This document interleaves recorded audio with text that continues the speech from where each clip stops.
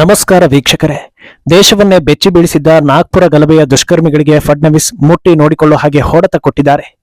ನಾವು ಗುಂಪುಗೂಡಿದ್ರೆ ಏನು ಬೇಕಾದ್ರೂ ಮಾಡ್ತೀವಿ ಅನ್ನೋ ಸಂದೇಶವನ್ನ ಕೊಟ್ಟಿದ್ದ ದುಷ್ಕರ್ಮಿಗಳಿಗೆ ನೀವು ಹದ್ದು ಮೀರಿದ್ರೆ ನಾವೇನು ಮಾಡ್ತೀವಿ ಅನ್ನೋದನ್ನ ಫಡ್ನವೀಸ್ ಹೇಳಿದ್ದಾರೆ. ಗಲಭೆ ಕುರಿತಂತೆ ಸಿಎಂ ತೆಗೆದುಕೊಂಡಿರೋ 3 ನಿರ್ಧಾರಗಳು ಬೆಂಕಿ ಇಟ್ಟವರನ್ನ ಜೀವನ ಪರ್ಯಂತ ಸೈಲೆಂಟ್ ಮಾಡೋದು ಗ್ಯಾರಂಟಿ ಅನ್ನೋ ಹಾಗಾಗಿದೆ. ಇನ್ಮುಂದೆ ಗಲಭೆ ಎಬ್ಬಿಸೋದಕ್ಕೂ ಮುನ್ನ 10 ಅಲ್ಲ 50 ಸಾರಿ ಯೋಚಿಸಿ ಅಂತ ಪರೋಕ್ಷವಾಗಿ ಹೇಳಿದಂತಿದೆ. ಇನ್ನೊಂದೆಡೆ ಬಿಜೆಪಿ ಹಾಗೂ ಹಿಂದುತ್ವ ವಿರೋಧಿ ನಾಯಕರೆಲ್ಲ ಡಿಎಂಕೆ ಸ್ಟಾಲಿನ್ ಜೊತೆಗೆ ದಿಢೀರ್ ಅಂತ ಕಾಣಿಸ್ಕೊಂಡಿದ್ದಾರೆ. ಸ್ಟಾಲಿನ್ ನೇತೃತ್ವದಲ್ಲಿ ನಡೆದ ರೌಂಡ್ ಟೇಬಲ್ ಮೀಟಿಂಗ್ ನಲ್ಲಿ ಸೇರಿದ್ದವರನ್ನ ನೋಡಿದ್ರೆ ದೇಶವನ್ನ ವಿಭಜಿಸೋದಕ್ಕೆ ಹೊಸದೇನಾದ್ರೂ ಪ್ಲಾನ್ ನಡೆದಿದೆಯಾ ಅನ್ನೋ ಸಿಗ್ನಲ್ ಸಿಗ್ತಾ ಇದೆ. ವಿಪಕ್ಷಗಳ ಮುಂದಿನ ಹೆಜ್ಜೆ ಏನಿರ್ಬೋದು ಅನ್ನೋ ಕ್ಯೂರಿಯಾಸಿಟಿ ಹುಟ್ಟಿಸ್ತಾ ಇದೆ. ಇದೆಲ್ಲವನ್ನ 1 by 1 ವಿವರಿಸ್ತಾ ಹೋಗ್ತೀವಿ. ಈ ವಿಡಿಯೋವನ್ನ ತಪ್ಪದೆ ಕೊನೆ ತನಕ ನೋಡಿ. ಅದಕ್ಕೂ ಮುನ್ನ ಮೀಡಿಯಾ ಮಾನ್ಸ್ಟರ್ ಚಾನೆಲ್ ಅನ್ನ ತಪ್ಪದೆ ಸಬ್ಸ್ಕ್ರೈಬ್ ಮಾಡಿ. ಎಸ್, ಪ್ರಪಂಚದ ಬೇರೆ ಬೇರೆ ದೇಶಗಳಲ್ಲಿ ಕ್ರೈಮ್ ಹಾಗೂ ಕ್ರಿಮಿನಲ್ ಆಕ್ಟಿವಿಟೀಸ್ಗೆ ಎಂತೆಂತ ಪನಿಷ್ಮೆಂಟ್ ಇದೆ, ಎಂತೆಂತ ಕಾನೂನಿದೆ ಅನ್ನೋದನ್ನೆಲ್ಲ ಆಗಾಗ ಪೇಪರ್ನಲ್ಲೋ ಟಿವಿಯಲ್ಲೋ ನೋಡ್ತಾನೆ ಇರ್ತೀವಿ. ನಮ್ಮ ದೇಶದ ಪರಿಸ್ಥಿತಿ ನೋಡಿದ್ರೆ ಹೀಗೆ ಅಂತ ಮಾತಾಡಿಕೊಂಡು ಸುಮ್ಮನಾಗ್ತೀವಿ. ಆದ್ರೆ ಭಾರತದಲ್ಲೂ ಕಠಿಣ ಕ್ರಮ ಅನ್ನೋದು ಬರೀ ಬಾಯಲ್ಲಿಲ್ಲ. ನಮಗೂ ನಮ್ಮದೇ ಆದ ವಿಧಾನಗಳಿವೆ. ಮಿತಿ ಮೀರಿದ್ರೆ ದುಷ್ಕರ್ಮಿಗಳನ್ನ ಸೈಲೆಂಟ್ ಮಾಡೋದು ಹೇಗೆ ಅನ್ನೋದನ್ನ ತೋರಿಸ್ಕೊಟ್ಟಿದ್ದು ಉತ್ತರ ಪ್ರದೇಶ ಸಿಎಂ ಯೋಗಿ ಆದಿತ್ಯನಾಥ್. ಅದ್ಯಾವಾಗ ಯೋಗಿ ಬುಲ್ಡೋಸರ್ ಸ್ಟಾರ್ಟ್ ಆಯ್ತೋ ಉತ್ತರದಿಂದ ದಕ್ಷಿಣದ ತನಕ ಎಲ್ಲರೂ ನಮ್ಮ ರಾಜ್ಯದಲ್ಲೂ ಇಂಥ ಕಾನೂನು ಬರಲೇಬೇಕು ಅಂತ ಆಗ್ರಹಿಸ್ತಾ ಇದ್ದಾರೆ. ಈ ಹೊತ್ತಲ್ಲಿ ಮೊನ್ನೆ ನಾಗ್ಪುರದಲ್ಲಿ ದೊಡ್ಡ ಗಲಭೆ ಆದಾಗ ಎಲ್ಲರೂ ಸರ್ಕಾರದಿಂದ ಇದನ್ನೇ ನಿರೀಕ್ಷೆ ಮಾಡ್ತಾ ಇದ್ರು. ಹಿಂದುತ್ವದ ಆಧಾರದಲ್ಲಿ ಬಂದಿರೋ ಸರ್ಕಾರ ಈ ವಿಚಾರದಲ್ಲಿ ಮೆತ್ತಗಾಗಬಾರದು ಅಂತ ಬಹುತೇಕರು ಅಂದುಕೊಂಡಿದ್ರು. ಆ ನಂಬಿಕೆ ಹುಸಿಯಾಗ್ಲಿಲ್ಲ ಅನ್ನೋದನ್ನ ಈಗ ಫಡ್ನವೀಸ್ ಸಾಬೀತು ಮಾಡಿದ್ದಾರೆ. ಗಲಭೆಯ ತನಿಖೆ ಮುಂದುವರೆದಿರೋ ಹೊತ್ತಲ್ಲಿ ಸಿಎಂ ಫಡ್ನವೀಸ್ 3 ವಾರ್ನಿಂಗ್ ಅನ್ನ ಕೊಟ್ಟಿದ್ದಾರೆ. ಅದರಲ್ಲಿ ಮೊದಲನೆಯದ್ದು ಗಲಭೆಯಿಂದ ನಷ್ಟವಾಗಿರೋ ಸಾರ್ವಜನಿಕ ಆಸ್ತಿ ಪಾಸ್ತಿಗಳಿಗೆ ಗಲಭೆಕೋರರಿಂದಲೇ ಹಣವನ್ನ ವಸೂಲಿ ಮಾಡಲಾಗುತ್ತೆ ಅನ್ನೋದು. ಎರಡನೆಯದು, ಒಂದು ವೇಳೆ ಹಣವನ್ನ ಕೊಡದೇ ಇದ್ರೆ ಅವರಿಗೆ ಸಂಬಂಧಪಟ್ಟ ಪ್ರಾಪರ್ಟಿಗಳನ್ನ ಸೀಸ್ ಮಾಡಲಾಗುತ್ತೆ ಅನ್ನೋದು. ಮೂರನೇದು, ಅವಶ್ಯಕತೆ ಬಿದ್ರೆ ನಾಗ್ಪುರದಲ್ಲೂ ಬುಲ್ಡೋಸರ್ ಚಾಲು ಆಗುತ್ತೆ ಅನ್ನೋದು. ಅರ್ಥಾತ್ ಯೋಗಿ ಮಾಡೆಲ್ ಇಲ್ಲೂ ಅಪ್ಲೈ ಆಗುತ್ತೆ ಅನ್ನೋದನ್ನ ಫಡ್ನವೀಸ್ ಕನ್ಫರ್ಮ್ ಮಾಡಿದ್ದಾರೆ. ಮಹಾರಾಷ್ಟ್ರದ ಮಟ್ಟಿಗೆ ಇದು ಹೊಸದಾಗಿರೋದ್ರಿಂದ ಅವರಿವರ ಮಾತು ಕೇಳಿಕೊಂಡು ಸಾರ್ವಜನಿಕರಿಗೆ ತೊಂದರೆ ಕೊಟ್ಟು ದಾಂಧಲೆ ಎಬ್ಬಿಸಿದ ದುಷ್ಕರ್ಮಿಗಳಿಗೆ ಈಗ ಬುಡ ಅಲ್ಲಾಡ್ತಾ ಇದೆ. ಹೆಂಗೂ ಇದನ್ನ ಫಡ್ನವೀಸ್ ಪರ್ಸನಲ್ ಆಗಿ ತೆಗೆದುಕೊಂಡಿದ್ದಾರೆ ಅನ್ನೋದು ಗೊತ್ತಿರೋದೆ. ಸರ್ಕಾರ ಬಂದು ಇನ್ನೂ ಜಾಸ್ತಿ ದಿನ ಆಗದೇ ಇರೋದ್ರಿಂದ ಜನರು ದೊಡ್ಡ ಮಟ್ಟದಲ್ಲಿ ನಿರೀಕ್ಷೆಗಳನ್ನ ಇಟ್ಕೊಂಡಿದ್ದಾರೆ ಅನ್ನೋದು ಗೊತ್ತಿದೆ.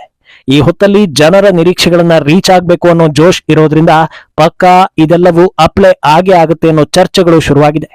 ಇನ್ನು ಈ ಬಗ್ಗೆ ಇನ್ನಷ್ಟು ಮಾಹಿತಿ ಬಿಚ್ಚಿಟ್ಟಿರೋ ಸಿಎಂ ಫಡ್ನವೀಸ್, ಈ ರೀತಿ ದಂಗೆ ಆದಾಗ ನಾವು ಕೈಕಟ್ಟಿ ಕೂತ್ರೆ ಒಂದಾದ ನಂತರ ಒಂದು ಗಲಭೆಗಳು ನಡೀತಾನೆ ಹೋಗುತ್ತೆ, ಅದಕ್ಕೆ ಕೊನೆಯೇ ಇಲ್ಲದಂತಾಗುತ್ತೆ. ಆದ್ರಿಂದ ಈಗಲೇ ಇದನ್ನ ಸರಿಯಾದ ರೀತಿಯಲ್ಲಿ ನಿಲ್ಲಿಸಬೇಕು. ಮುಂದೆ ಈ ರೀತಿ ಗಲಭೆಗಳು ಆಗದಂತೆ ಏನೆಲ್ಲ ಕ್ರಮಗಳನ್ನ ಕೈಗೊಳ್ಳಬೇಕೋ ಅದೆಲ್ಲವನ್ನ ತಪ್ಪದೆ ಕೈಗೊಳ್ತೀವಿ. ಗಲಭೆ ವೇಳೆ ಸಾಕಷ್ಟು ಜನರು ವಾಹನಗಳನ್ನ ಕಳ್ಕೊಂಡಿದ್ದೀರಾ. ಸಾಕಷ್ಟು ಬೈಕ್ಗಳು ಧ್ವಂಸವಾಗಿವೆ. ಯಾರು ಕೂಡ ಭಯಪಡೋ ಅವಶ್ಯಕತೆಯೇ ಇಲ್ಲ. ಸರ್ಕಾರ ಎಲ್ಲದನ್ನು ಲೆಕ್ಕಕ್ಕೆ ತೆಗೆದುಕೊಂಡಿದ್ದು ನಿಮಗೆ ಪರಿಹಾರ ನೀಡೋ ಕೆಲಸವನ್ನ ಮಾಡ್ತೀವಿ ಅಂತ ಭರವಸೆ ಕೊಟ್ಟಿದ್ದಾರೆ. ಹಾಗೆ ತನಿಖೆ ತ್ವರಿತಗತಿಯಲ್ಲಿ ಸಾಗ್ತಾ ಇದ್ದು ಮುಂದಿನ 7 ದಿನಗಳಲ್ಲೇ ದೊಡ್ಡ ಮಟ್ಟದಲ್ಲಿ ದುಷ್ಕರ್ಮಿಗಳಿಗೆ ಪಾಠ ಕಲಿಸಬೇಕು ಅಂತಿದ್ದೇವೆ. ಅದಕ್ಕೆ ಬೇಕಾದ ಎಲ್ಲಾ ತಯಾರಿ ಆಗ್ತಾ ಇದೆ ಅಂತ ಹೇಳಿದ್ರು. ಏನೋ ನಾಗ್ಪುರ ದಂಗೆಗೆ ಮೂಲ ಕಾರಣ ಫಾಹಿಮ್ ಖಾನ್ ಅನ್ನೋ ದುಷ್ಕರ್ಮಿ ಹರಿಬಿಟ್ಟ ಫೇಕ್ ವಿಡಿಯೋ ಅನ್ನೋದು ಕೂಡ ಗೊತ್ತಾಗಿರೋದೆ. ಆದ್ರಿಂದ ಸೋಷಿಯಲ್ ಮೀಡಿಯಾ ಮೇಲೆ ಪೊಲೀಸ್ ಟೀಮ್ ಹದ್ದಿನ ಕಣ್ಣನ್ನ ಇಟ್ಟಿದೆ ಅನ್ನೋದನ್ನು ಕೂಡ ಫಡ್ನವೀಸ್ ಹೇಳಿದ್ರು. ಗಲಭೆಗೂ ಮುನ್ನ ಹಾಗೂ ನಂತರ ಜನರನ್ನ ಪ್ರವೋಕ್ ಮಾಡುವಂತ ಯಾವೆಲ್ಲ ಸೋಷಿಯಲ್ ಮೀಡಿಯಾ ಪೋಸ್ಟ್ಗಳು ಹರಿದಾಡಿದೆಯೋ ಅದೆಲ್ಲವನ್ನ ಟ್ರ್ಯಾಕ್ ಮಾಡೋ ಕೆಲಸ ಆಗ್ತಾ ಇದೆ. ಕೆಲವರು ಪೋಸ್ಟ್ ಮಾಡಿ ಡಿಲೀಟ್ ಮಾಡಿದ್ದು ಗೊತ್ತಾಗಿದೆ. ಫೇಕ್ ವಿಡಿಯೋಗಳನ್ನ ರೆಡಿ ಮಾಡಿದವರು ಮಾತ್ರವಲ್ಲದೆ ಅದನ್ನ ಶೇರ್ ಮಾಡಿದವರನ್ನು ಕೂಡ ಗಲಭೆಯಲ್ಲಿ ಭಾಗಿದಾರರು ಅಂತ ಪರಿಗಣಿಸಿ ದೂರು ದಾಖಲಿಸಲಾಗುತ್ತೆ. ಈ ರೀತಿ ಗಲಭೆ ನಾಗ್ಪುರ ಸಂಸ್ಕೃತಿಗೆ ವಿರುದ್ಧವಾಗಿರೋದು. ಆದ್ರಿಂದ ಇದನ್ನ ಸುಮ್ಮನೆ ಬಿಡೋದಿಲ್ಲ ಅಂತ ಹೇಳಿದ್ದಾರೆ. ಈ ಹಿಂದೆ ಅಂದ್ರೆ ರೀಸೆಂಟ್ ಆಗಿ ನಡೆದಿದ್ದ ಚಾಂಪಿಯನ್ಸ್ ಟ್ರೋಫಿ ವೇಳೆ ಪಾಕಿಸ್ತಾನ ಪರ ಘೋಷಣೆ ಕೂಗಿದ್ದ ವ್ಯಕ್ತಿಯ ವಿಡಿಯೋ ಹರಿದಾಡಿತ್ತು.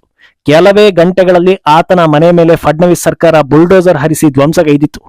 ಕ್ರಿಕೆಟ್ ವಿಚಾರವನ್ನು ಗಂಭೀರವಾಗಿ ಪರಿಗಣಿಸಿ ಆಕ್ಷನ್ ತೆಗೆದುಕೊಂಡವರು ಇಷ್ಟು ದೊಡ್ಡ ಗಲಭೆ ಆಗಿರುವಾಗ ದುಷ್ಕರ್ಮಿಗಳನ್ನ ಖಂಡಿತ ಬಿಡೋದಿಲ್ಲ ಅನ್ನೋ ನಿಟ್ಟಿನಲ್ಲೂ ಕೂಡ ಚರ್ಚೆಗಳಾಗ್ತಾ ಇದೆ. ಇನ್ನೊಂದು ಕಡೆ ಇತ್ತ ಸ್ಟಾಲಿನ್ ಬಿಜೆಪಿ ವಿರುದ್ಧ ವಿಪಕ್ಷ ನಾಯಕರನ್ನೆಲ್ಲ ಎತ್ತಿ ಕಟ್ಟೋ ಕೆಲಸ ಮಾಡ್ತಾ ಇದ್ದು ದೊಡ್ಡ ಸಮಾವೇಶವನ್ನ ನಡೆಸಿರೋದು ಚರ್ಚೆ ಆಗ್ತಾ ಇದೆ. ತಮಿಳುನಾಡು ಸಿಎಂ ಸ್ಟಾಲಿನ್ ನೇತೃತ್ವದಲ್ಲಿ ಬಿಜೆಪಿಯೇತರ ರಾಜ್ಯಗಳ ಮುಖ್ಯಮಂತ್ರಿಗಳ ಮೀಟಿಂಗ್ ನಡೆದಿದೆ. ಇದರಲ್ಲಿ ದಕ್ಷಿಣ ಭಾರತ, ಉತ್ತರ ಭಾರತ ಸೇರಿ ಇಂಡಿ ಒಕ್ಕೂಟದ ಎಲ್ಲಾ ಪ್ರಮುಖ ನಾಯಕರನ್ನ ಆಹ್ವಾನಿಸಲಾಗಿತ್ತು. ಕರ್ನಾಟಕದಿಂದ ಸಿಎಂ ಸಿದ್ದು, ಡಿಸಿಎಂ ಡಿಕೆಶಿಯನ್ನ ಆಹ್ವಾನಿಸಿದ್ರು. ಈ ಪೈಕಿ ಡಿಕೆಶಿ ಅಟೆಂಡ್ ಆಗಿದ್ದು ಎಲ್ಲಾ ಕಡೆ ಫೋಟೋಗಳಲ್ಲಿ ರಾರಾಜಿಸಿದ್ದಾರೆ. ತೆಲಂಗಾಣ ಸಿಎಂ ರೇವಂತ್ ರೆಡ್ಡಿ, ಕೇರಳದ ಪಿಣರಾಯಿ ವಿಜಯನ್, ಪಂಜಾಬ್ ಸಿಎಂ ಭಗವಂತ್ ಮಾನ್, ಒಡಿಶಾದ ಮಾಜಿ ಸಿಎಂ ನವೀನ್ ಪಟ್ನಾಯಕ್, ಆಂಧ್ರ ಮಾಜಿ ಸಿಎಂ ಜಗನ್, ಕಾಂಟ್ರವರ್ಷಿಯಲ್ ನಾಯಕ ಓವೈಸಿ ಸೇರಿ ಹಲವರಿಗೆ ಕರೆ ಕೊಟ್ಟಿದ್ರು. ಈ ಪೈಕಿ ಕೆಲವರು ಆ ಮೀಟಿಂಗ್ ಅನ್ನ ಅಟೆಂಡ್ ಆಗಿದ್ದಾರೆ. ಈ ಮೀಟಿಂಗ್ ನಲ್ಲಿ 2 ಅಚ್ಚರಿಯ ವಿಚಾರಗಳು ನಡೀತು. ಮೊದಲನೇದು, ಬಿಆರ್ಎಸ್ ನ ಮಾಜಿ ಸಿಎಂ ಕೆಸಿಆರ್ ಪುತ್ರ ಕೆಟಿಆರ್ ಹಾಜರಾಗಿದ್ದು. ಯಾಕೆ ಅವರು ಸ್ಟಾಲಿನ್ ರನ್ನ ಮೀಟ್ ಆಗ್ಬಾರ್ದ ಅನ್ನೋ ಪ್ರಶ್ನೆ ಹುಟ್ಟೋಕು ಮುನ್ನ ಆ ಕಾರ್ಯಕ್ರಮಕ್ಕೆ ರೇವಂತ್ ರೆಡ್ಡಿ ಕೂಡ ಬಂದಿದ್ರು ಅನ್ನೋದನ್ನ ನೋಡ್ಬೇಕಾಗತ್ತೆ. ಕಳೆದ ವಿಧಾನಸಭಾ ಚುನಾವಣೆಯಲ್ಲಿ ಬಿಆರ್ಎಸ್ಗೆ ಹೀನಾಯ ಸೋಲು ಆಗೋದಕ್ಕೆ ಕಾರಣವೇ ಕಾಂಗ್ರೆಸ್. ಆವತ್ತಿಂದ ಅವರೇ ನಮ್ಮ ಬದ್ಧ ವೈರಿ ಅಂದ್ಕೊಂಡು ಬಿಆರ್ಎಸ್ ನಾಯಕರು ಕಿಡಿ ಕಾರ್ತಾ ಇದ್ದಾರೆ. ರೇವಂತ್ ರೆಡ್ಡಿ ಸರ್ಕಾರ ಬಂದ ಬಳಿಕ ಎಷ್ಟೋ ಬಾರಿ ವಿರೋಧವನ್ನ ಹೊರ ಹಾಕಿದ್ದಾರೆ. ಈಗ ನೋಡಿದರೆ ಒಂದೇ ಸಭೆಯಲ್ಲಿ ಇಬ್ಬರು ಇದ್ದಾರೆ. ಆದ್ರಿಂದ ವಿಷಯ ವೈರತ್ವವನ್ನು ಮೀರಿದ ಮಹತ್ವದ್ದು ಅನ್ನೋ ಸಿಗ್ನಲ್ ಸಿಗ್ತಾ ಇದೆ. ಇನ್ನೊಂದು ವಿಷಯ ಏನಂದ್ರೆ, ಸ್ಟಾಲಿನ್ ಆಹ್ವಾನಿಸಿದ್ದವರ ಪೈಕಿ ಅಖಿಲೇಶ್ ಯಾದವ್ ಇರ್ಲಿಲ್ಲ ಅನ್ನೋದು. ಯಾಕಂದ್ರೆ ಅಖಿಲೇಶ್ ಕೂಡ ಸಮಾನ ಮನಸ್ಕರೇ. ಓಲೈಕೆಯಲ್ಲಿ ಕಾಂಪಿಟೇಷನ್ ಇಟ್ರೆ ಸ್ಟಾಲಿನ್ ರನ್ನ ಸೋಲಿಸುವ ಲೆವೆಲ್ಗೆ ಓಲೈಕೆ ಮಾಡ್ತಾರೆ. ಇನ್ನು ಈ ಮೀಟಿಂಗ್ ಯಾಕೆ ನಡೀತು ಅನ್ನೋದನ್ನ ಈಗ ನೋಡ್ತಾ ಹೋದ್ರೆ, ಲೋಕಸಭಾ ಕ್ಷೇತ್ರಗಳ ಮರು ವಿಂಗಡಣೆ ಅಥವಾ ಡಿಲಿಮಿಟೇಷನ್ ನ ವಿರೋಧಿಸಿ ಈ ಮೀಟಿಂಗ್ ನಡೆದಿತ್ತು ಅನ್ನೋದು ಅಫಿಷಿಯಲ್ ಹೆಡ್ಡಿಂಗ್.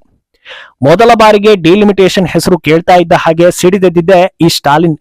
ಕ್ಷೇತ್ರ ಮರು ವಿಂಗಡಣೆ ಆದ್ರೆ ನಮ್ಮ ರಾಜ್ಯಕ್ಕೆ ಲಾಸ್ ಅಂತ ಜನರನ್ನ ಎತ್ತಿ ಕಟ್ಟೋ ಕೆಲಸ ಮಾಡಿದ್ದು ಇದೇ ಡಿಎಂಕೆ. ತಮ್ಮ ಪರ್ಸನಲ್ ಸಮಸ್ಯೆಗಳನ್ನ ಇನ್ನೊಬ್ಬರ ಮೇಲೆ ಹೇರಿ ಇದು ಕೇವಲ ನನ್ನ ಸಮಸ್ಯೆ ಅಲ್ಲ, ನಿಮಗೂ ಸಮಸ್ಯೆ ಅನ್ನೋದನ್ನ ಬಿಂಬಿಸೋ ಪ್ರೊಪಾಗಾಂಡ ಸೆಟ್ ಮಾಡೋದ್ರಲ್ಲಿ ಡಿಎಂಕೆ ಎತ್ತಿದ ಕೈ ಅನ್ನೋ ಮಾತಿದೆ. ಈಗ ಏಕಾಂಗಿಯಾಗಿ ಹೋರಾಡೋದಕ್ಕಿಂತ ಇದನ್ನೇ ನೆಪ ಮಾಡಿಕೊಂಡು ಎಲ್ಲಾ ವಿಪಕ್ಷ ನಾಯಕರನ್ನ ಎತ್ತಿ ಕಟ್ಟಿ ಮುನ್ನುಗ್ಬೋದು ಅನ್ನೋ ಇಂಟೆನ್ಷನ್ ನಲ್ಲಿ ಈ ರೀತಿ ಮಾಡಿದ್ದಾರೆ ಅನ್ನೋ ಸುದ್ದಿ ಬರ್ತಾ ಇದೆ. ಸದ್ಯ ಕೇಂದ್ರದ ವಿರುದ್ಧ ಹೋರಾಡೋದಕ್ಕೆ ಅಂತ ದೊಡ್ಡ ಟಾಪಿಕ್ಗಳು ಯಾವುದೂ ಇಲ್ಲ. ವಕ್ಫ್ ಅಮೆಂಡ್ಮೆಂಟ್ ಬಿಲ್ ವಿರುದ್ಧ ಹೆಚ್ಚು ದನಿ ಏರಿಸಿದ್ರೆ ಸದ್ಯದ ಮಟ್ಟಿಗೆ ಅದು ಬ್ಯಾಕ್ ಫೈರ್ ಆಗ್ಬೋದು.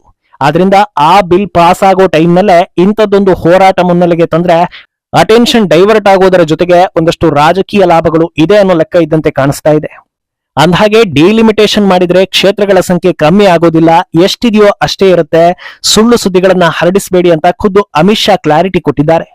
ಇಷ್ಟಾದ್ಮೇಲೂ ಯಾಕೆ ಈ ರೀತಿ ಸೀನ್ ಕ್ರಿಯೇಟ್ ಮಾಡ್ತಾ ಇದ್ದಾರೆ ಅಂತ ಹುಡುಕ್ತಾ ಹೋದ್ರೆ ಅಸಲಿ ವಿಚಾರ ಗೊತ್ತಾಗುತ್ತೆ. ಮೊನ್ನೆ ನಡೆದ ಲೋಕಸಭೆಯಲ್ಲಿ ಡಿಎಂಕೆ ಮಿತ್ರಕೂಟ ಕ್ಲೀನ್ ಸ್ವೀಪ್ ಮಾಡಿದ್ದು ನಿಜವೇ. ಆದ್ರೆ ಅದಕ್ಕೆ ಕಾರಣ ಅವರ ಫೇಮ್ ಅಲ್ಲ, ಬದಲಾಗಿ ಬಿಜೆಪಿ ಹಾಗೂ ಎಐಎಡಿಎಂಕೆ ಪ್ರತ್ಯೇಕವಾಗಿ ಸ್ಪರ್ಧಿಸಿದ್ದು ಅನ್ನೋದು ಗೊತ್ತಾಗಿದೆ. ಈಗ ಡಿಲಿಮಿಟೇಷನ್ ಆದ್ರೆ ಕ್ಷೇತ್ರಗಳ ಗಡಿ ಆಚೆ ಈಚೆ ಆಗಿ ಬಿಜೆಪಿ ಹಾಗೂ ಎಐಎಡಿಎಂಕೆ ಪ್ರಾಬಲ್ಯ ಇರೋ ಸ್ಥಳಗಳು ಕೂಡ ಆಚೆ ಈಚೆ ಹೋಗುತ್ತವೆ. ಆಗ ಮುಂದಿನ ಎಲೆಕ್ಷನ್ ನಲ್ಲಿ ಇದರ ಹೊಡೆತ ಅನುಭವಿಸಬೇಕಾಗುತ್ತೆ. ಅದಕ್ಕೆ ಹೆದರಿ ಜನರ ದಿಕ್ಕು ತಪ್ಪಿಸೋದಕ್ಕೆ ಸ್ಟಾಲಿನ್ ಈಗ ಬೇರೆಯವರನ್ನು ಎತ್ತಿ ಕಟ್ಟೋ ಕೆಲಸ ಮಾಡ್ತಾ ಇದ್ದಾರೆ ಅಂತ ಹೇಳಲಾಗ್ತಾ ಇದೆ. ಒಟ್ಟಲ್ಲಿ ಒಂದು ಕಡೆ ಗಲಭೆ ಎಬ್ಬಿಸೋ ದುಷ್ಕರ್ಮಿಗಳನ್ನ ಮಣಿಸೋದಕ್ಕೆ ಬಿಜೆಪಿ ಆಡಳಿತ ಇರೋ ರಾಜ್ಯಗಳು ಯತ್ನಿಸ್ತಾ ಇದ್ರೆ, ಇತ ಹೊಸ ಗಲಭೆಗಳಿಗೆ ವಿಪಕ್ಷಗಳು ಮುಂದಾಗ್ತಾ ಇರೋದು ಕಾಣಿಸ್ತಾ ಇದೆ. ಮುಂದೇನಾಗುತ್ತೆ ಅನ್ನೋದನ್ನ ಕಾದು ನೋಡ್ಬೇಕು. ಈ ಬಗ್ಗೆ ನಿಮ್ಮ ಅಭಿಪ್ರಾಯವನ್ನ ತಪ್ಪದೆ ಕಾಮೆಂಟ್ ಮೂಲಕ ತಿಳಿಸಿ.